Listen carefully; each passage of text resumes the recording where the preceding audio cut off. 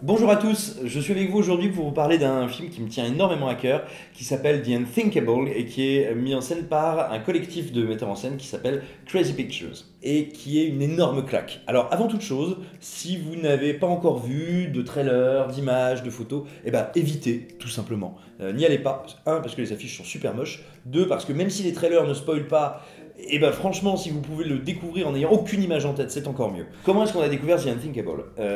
Comme tous les ans, on était au festival de Gérardmer, et il faut savoir que la personne qui s'occupe donc, on va dire, de faire les relations presse, la communication avec nous, de nous donner envie et de nous faire voir le film, est quelqu'un qui est assez connu à Gérardmer pour bien solliciter la presse, on va dire.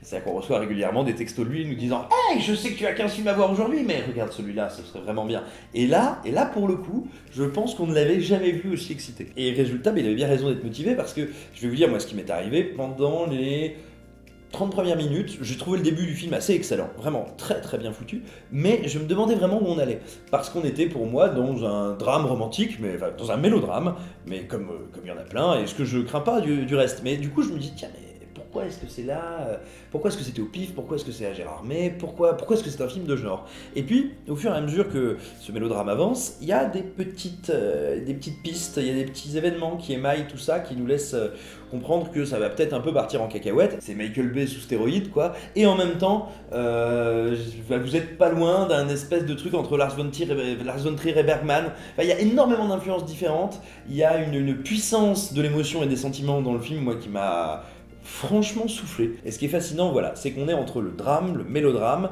on va dire le questionnement existentiel et romantique, et un pur film de genre qui attend très très longtemps avant de trancher entre film catastrophe, film d'aventure, film de science-fiction un peu horrifique, film de guerre. C'est extrêmement varié. Quand vous allez le découvrir, vous allez probablement vous dire ouais, c'est un truc qui a coûté 15-20 millions d'euros. Alors pas du tout, si ma mémoire est bonne, le budget c'est 2,5 millions, ce qui est surréaliste quand on voit combien le film est impressionnant et spectaculaire. Il y a une séquence en voiture sur un pont de Stockholm qui est moi un des trucs les plus maîtrisés en termes de découpage, d'effets spéciaux, et un des trucs les plus angoissants que j'ai vu mais depuis très très très longtemps.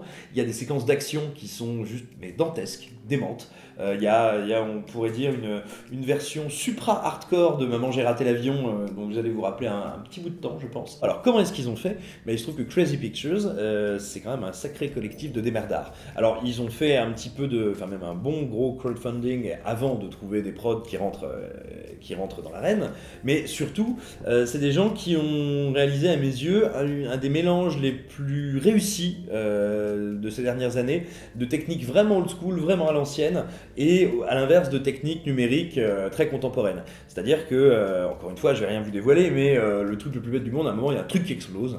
Et ce truc qui explose, ils l'ont d'abord réalisé en maquette, en miniature. Il y a énormément de miniatures dans le film. Il y a des moments où vous allez vous dire, non, pour faire un truc aussi gros, c'est forcément du numérique. Non, ou plutôt pas seulement. Très souvent, ils utilisent des maquettes, des miniatures, qui vont, on va dire, fabriquer avec énormément de minutie. Et après, on va pouvoir la filmer, la détruire, la piétiner, la faire exploser, ce que vous voulez. En réel, en dur, en live, devant la caméra, et c'est seulement après que va venir un maquillage numérique qui va permettre de retravailler l'angle, les perspectives, les volumes, enfin tout ça, voire de démultiplier ce qui a été filmé, et le résultat, mes enfants, c'est juste de la folie, de la dinguerie. Et à côté de ça, il y a également des vrais effets de cascade classiques, si j'ose dire, mais qui arrivent en général dans des plans très complexes, avec de grands mouvements d'appareil qui sont juste complètement fous. Donc voilà, c'est vraiment un film à grand spectacle, mais c'est un film à grand spectacle qui va chercher des choses très profondes chez le spectateur et qui interroge énormément notre rapport à l'autre, et surtout qu'est-ce qu'on veut faire et qu'est-ce qu'on veut réussir à faire avant la fin, avant de ne plus être là, quand il y a une menace existentielle qui débarque. Je vous disais que tout le début relève plutôt du mélodrame, mais c'est une énergie qui va pas se perdre. Alors, je suis surtout pas en train de vous dire que le film est dépressif, arty, un peu malheureux, tu vois, et profond. Pas du tout, c'est pas ça. Au contraire, il s'attache plutôt à des sentiments très purs, très simples, qu'on connaît ou qu'on a tous connus, mais il va les amener vraiment jusqu'à ce qu'on pourrait appeler un point de rupture. Et les 10 dernières minutes du film, c'est comment rassembler plein de sous-intrigues qui étaient plus ou moins disparates, pas les dernières minutes, la dernière demi-heure, parce que vraiment le climax est dément, et comment rassembler tout ça, faire en sorte que ce qui était plein d'arcs narratifs différents devienne une seule et même histoire très très forte.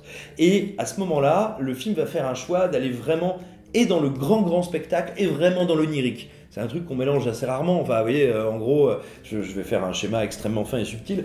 En gros, où on est chez Steven Seagal, où on est chez Terrence Malick, mais on a rarement un film qui essaye à la fois de vous mettre des coups de boule et à la fois de vous faire pleurer. Et ben là, c'est le cas, et en plus, c'est réussi. La fin, j'ai envie de vous dire, pourtant, vous allez me demander d'où vient cette comparaison, mais je crois qu'elle fait sens. Pour moi, la fin, c'est exactement le type d'impact qu'aurait dû avoir la fin d'Inception, par exemple. Inception, je veux dire. Tout simplement parce que on est à ce moment-là vraiment dans le pur concept, dans la pure abstraction, dans la pure idée, et dans des images voilà, qui sont à la fois très brutes et très métaphoriques, qui sont là pour représenter l'état d'esprit des héros, et c'est super puissant. Donc vraiment, The Unthinkable, c'est une énorme surprise.